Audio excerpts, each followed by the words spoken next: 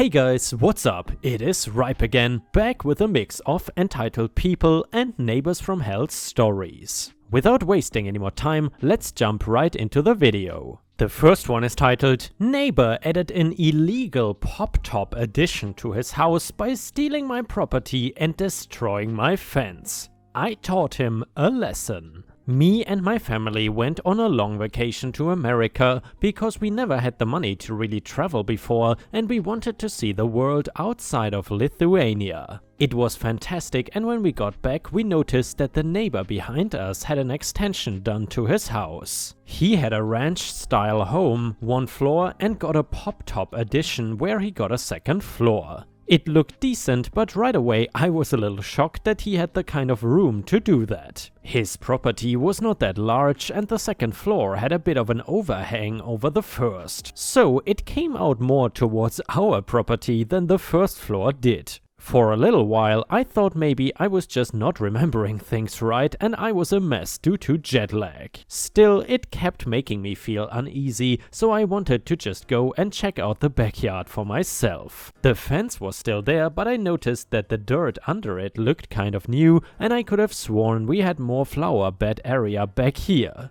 I took a tiny peek over the fence and could see on the ground marks of where the fence clearly used to be. This sneaky guy moved the fence back towards my property so that he could build this extension without having it leak over onto my side. Little pro tip, just because you move a fence does not mean that you move my actual property. I have not really spoken to this neighbor before, so I hope that it will go well and I can get some kind of answers to why he thought this was a good idea. Instead though, he just kept telling me that it did not go over the fence and I must be crazy thinking that the fence had been moved. I've read enough stories on here that I knew I had to get a land surveyor to at least get paperwork showing that the fence was moved onto my land and that his house was now partially on my property. That part went smoother than I expected and I thought that he might just give up and fold. He didn't though, and he told me that I could sue him or do whatever I want, but he was not going to do anything about his house. Like most places, something non-emergent like this can take a long while before lawyers meet and actual resolution can be met. Longer if you are my neighbor that does not even want to meet halfway and thinks he is entitled to everything. This starts a period of time that me and the neighbor were in kind of a war where we acted anything but neighborly to each other. When I would see him, I would send vague threats like it would be a shame if I started a fire on my property and it reached up high enough to his second floor. I would not actually do that, but he just brought out the worst in me wanting to be a jerk back. The worst thing happened one day when I found him hopped over the fence and in my backyard chanting. He made some symbol on the ground with rocks while I was getting my kids from school and he was just there chanting and singing. I told him rightfully to get the hell off of my property and asked what he thought he was even doing. He told me that he was putting a curse on my land and my home, so that misfortune would now fall upon me. He told me with his curse I would lose my job, my kids would fail in school, and my house would crumble to the ground. Really? You are going to basically try and steal my land and then when you get caught, try to put a curse on me? I know I made some vague threats too, but this was just too weird. The lawyers were not really getting anywhere trying to find some mutual agreement, so mine decided to bring it to a judge with the evidence and get a court order saying that the house was on my property. I know I should have done this in the beginning, but I was trying to keep the courts out of it unless it was needed on the 1 in a million chance that he wrongfully won. That did not happen though, and he was basically told he had 30 days to either work out some kind of agreement like we had been trying and failing to do, or alter the house to no longer be partially on my land. As you can probably guess by how stubborn this guy was, he did not do either of those things. For all I know, he did another chant that the property lines would magically shift in our sleep. I was worried because I didn't know what to do once the 30 days hit and nothing was done. My lawyer told me though that since he was told and given 30 days to basically evacuate my land, I had total rights. The part of the house that was on my property I could destroy myself, and there was nothing he could do about it. That got my attention, and I was suddenly very excited to do manual labor for the first time in a long time. I of course could not put anybody at risk, so I had to make sure the home was empty before I started doing anything. That was simple enough, and once it was empty, I went out there with a chainsaw and an exact line of what was considered mine. I used a chainsaw to cut through the wood and a sledgehammer for some of the more difficult parts. Neighbor came home to see me destroying his house and started freaking out and actually called the police on me. I was still using the chainsaw by the time they arrived and asked me to put it down. They would have arrested me, but I had all the paperwork and explanations straight from the court, so they told the man there was nothing they could do and it was within my rights to destroy it. He was so angry but could only watch as part of his other wall and roof was broken into pieces. I cleaned up everything, and after a few weeks, neighbor had a new wall put up so that it would comply and actually be on his property. He was still very angry and told me all the time that his curse was going to kick in and that I was going to be sorry. It has been over a year though, and I still have my job, my kids get great grades, and my house is in perfect condition. Maybe he was not specific enough in his curse when he was talking about which house was going to crumble to pieces, because when I was done with that part of his wall, his kind of looked like that a little bit. And yeah, ripe stars, I guess building your own stuff on other people's property seems to be one of the favorite pastimes of entitled people nowadays. I really don't even fathom how people can have the audacity to simply build something on another person's property. I mean, why do they think that they can get away with it? Maybe they have made experiences in the past where people simply did not respond or did not fight for their rights, but obviously OP was one of the people that you don't want to mess with.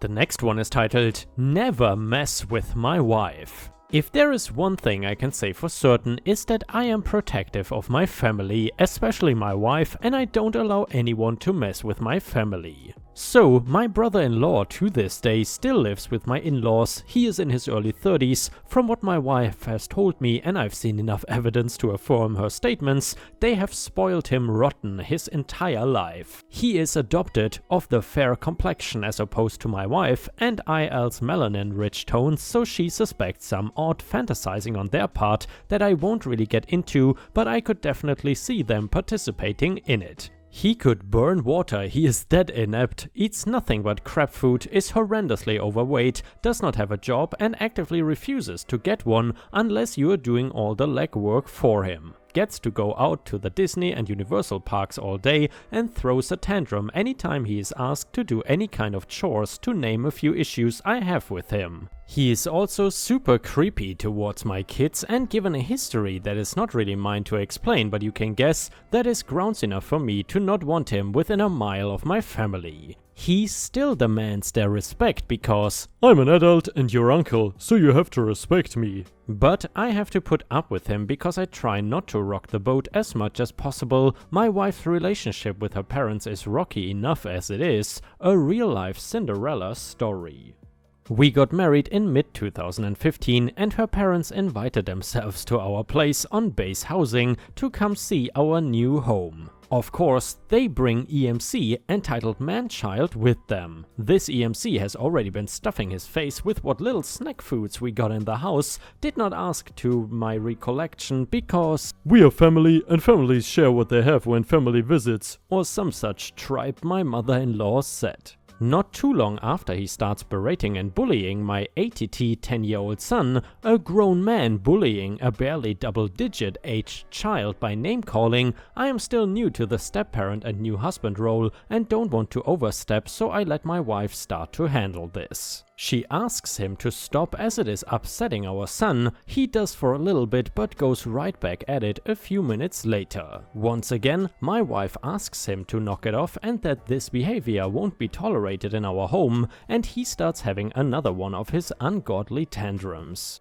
As soon as, "Well, Mom says," comes out of his mouth, I put my foot down, both literally and figuratively. I don't tolerate any disrespect towards my wife, strangers, kids or family be damned. The new house is mostly wood flooring on the first floor, and my voice already carries pretty well, so the entire house goes silent when I spoke up. "Is this her house? Is this yours? No? Then shut up when the people whose house you're in tell you to knock something off." EMC is just standing there looking like some flabby fish out of water with an open mouth gasp and wide-eyed terror that someone had dared to correct him. He then ran upstairs and cried to my in-laws about how he was aggressive and scary towards me and I don't feel welcome in this house. Gee, I wonder why. My father-in-law pulled my wife aside and demanded something be done about my behavior because that is no way for family to behave towards one another.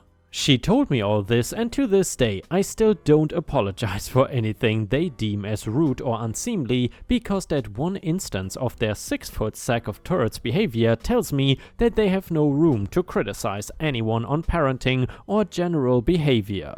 Another reason he may not like me would probably be because I embarrassed the hell out of him for acting like a Nimrod while we were on vacation. For context, we were staying at a hotel her parents had booked with their points, and I was on crutches at the time for a broken foot. This man-child had my, at the time, I wanna say around 8-year-old daughter up in the air, spinning her around standing immediately next to a pool. Obviously, I could not ambulate fast enough to intercede physically, so I had to call out from across the courtyard, "EMC, put her down now!" which drew everyone in the vicinity's attention to his idiocy. I finally stick my happy ass over to him and he is looking all kinds of indignant. He asks how dare I interrupt his time with his niece, and I tell him, "Because you're putting her life in danger, you colossal moron. You are not even a foot from the side of a pool. What on God's green earth made you think that this was an okay idea?" "Well, I'm her uncle," was all he had to counter with. "And I am her father, and I say, put her down." Now he and I get into a hard staring match at this point, and he thinks he's gonna win because I'm on crutches and he's already naturally taller than me at around 6 foot. I, however, was a hard-charging lance corporal at the time and did not fear man, beast or god, let alone this fatsack excuse of humanity. He broke first and stormed off to go tell his parents what happened. They tried to have a conversation with me about how what I did was inappropriate, and I just balked at them and asked them how they could condone the blatant endangerment of their granddaughter by this buffoon. They had nothing else to say. And yeah, Ripe Stars, if you enjoy the stories about entitled people and crazy neighbors, then I would really appreciate it if you could post some star emojis in the comments and maybe even like the video if you want to support my channel. Thank you so much in advance.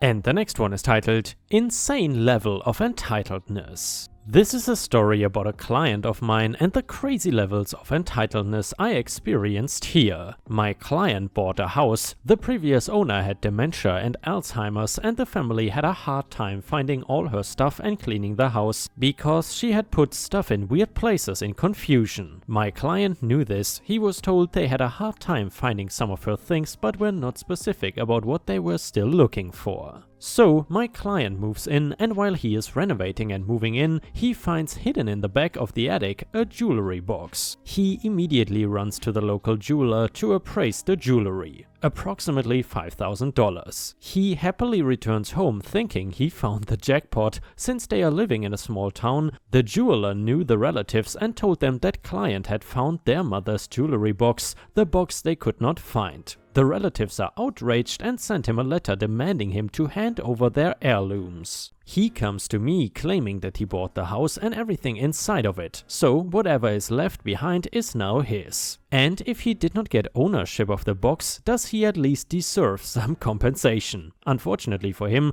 the contract stated that the house would be transferred empty and vacated. According to the law here, that means he did not get ownership of the box by buying the house. Everything left and found he has to return to the owner and relatives. So here, when you find something, special laws apply. You don't get ownership when you find something. In a nutshell, when you find something, you have to go to the township and report it. If the items are not claimed within a year, then and only then you get ownership. Of course, this is different when you find something on the street and nobody ever finding out you picked it up. But finding something in a house and the relatives knowing you have found it changes the story. So I explain this to him and he says, "Well, the owner has died. Who says that they got ownership of the box then?" I was really disgusted by him, but after that comment I was just done. I go from formal to witch mode and say, "Have you ever heard of heritage?" To which he has the audacity to say, "Yeah, but I heard they were not very close with their mom." At this point I am completely losing it. I asked him, if one day your mother would die, would the neighbors have a free pass to empty her house based on how they perceived your relationship with her? Or would it be you to decide about her possessions? He is grumbling at this point. I told him the consequences of him not returning the jewelry. He could actually face criminal charges, and tell him that in that case I am unable to represent him. Then and only then he gets concerned. I ended the conversation telling him that it is morally reprehensible what he is doing, and he should be happy the family had not consulted a lawyer yet, because I would have sent them to the police straight away. A few days later he forwards me the email he had sent as a reply to the family. He claims he only appraised the jewelry out of curiosity and had not found the time to contact them due to the move, but he was definitely going to give the jewelry back, and ended his email saying, "I will leave it up to you, the family, to decide whether a finder's fee is appropriate or not." Sometimes I hate my job. And the next one goes like this. When I was younger, my dad started a limousine service. Before the company got big enough for its own office space and multiple limos, he would bring his one limo to our home, detached condos with an HOA, to clean and stock and sometimes leave it overnight when it was needed for a job. It lived in a storage lot the rest of the time. The presence of a limousine in the neighborhood was apparently distracting to the people on the board, so they passed a rule that you could not have a vehicle longer than X feet parked in front of your house overnight. Then the main old guy on the HOA board got a huge RV that he would leave in front of his house for days at a time, so they got rid of the vehicle size rule and replaced it with a rule forbidding vehicles that advertised a business. The limo had a decal on the driver's side door with the name of my dad's limo company and the phone number. Then someone else on the board started a landscaping company and had a pickup truck with the name of the landscaping company on the side, so they changed the rule to only allow such vehicles to be in your driveway, not parked on the street. Since the pickup could fit in the owner's driveway but a limo couldn't fit in ours. Basically, rather than just make a no limos rule, they kept making rules that disallowed limos and then kept changing it when it would accidentally apply to anything but a limo. And the next story goes like this. I live in an HOA community. My experiences thus far went to a meeting where a guy wanted a 4-foot fence instead of the standard 3 because his dog kept getting out. After arguing for a bit, he was not so politely told to appeal to the Architectural Review Committee. At the end of the meeting, they asked for volunteers to sit on said ARC. I volunteered, approved his request and then quit. He has a 4-foot fence. I got a notice that my fence was not within regulations because the peak of the arch was 4 inches too high. I went to a meeting to appeal, and with a draft of my new plans, my appeal was shot down, so I revealed my new plans, which included no fence and a 40-feet ham radio tower. Ham radio towers cannot be regulated by HOA. My fence is apparently okay.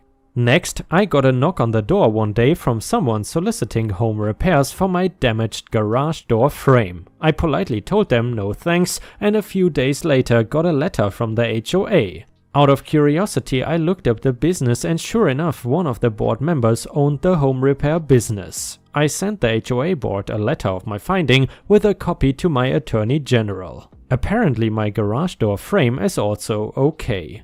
Edit, I also have one I haven't gotten to use yet. When I first moved in, I received a letter from the HOA that all improvements to the property were approved at the time of me moving in. If they ever decide to challenge anything I have done, I will simply say that it was there when I moved in and watch them try to prove that it wasn't. And ripe stars, with this we have reached the end of the video. However, if you still cannot get enough of my content, then I would highly suggest to check out my endless binge watch playlist, which will soon show up in the left corner of the screen. In addition, I would really appreciate it if you could not only subscribe to the channel but also turn on the bell notifications, which you can do by clicking on the little bell icon right next to the subscribe button. This will help my channel tremendously, and this will make sure that you don't miss any of my videos. Furthermore, if you want to see additional ripe content that I don't post on YouTube, then I would suggest to head on over to patreon.com/ripeyoutube for more than 50 exclusive videos that you will not see anywhere else. Thank you so much for your amazing daily support, and I hope to see you again tomorrow.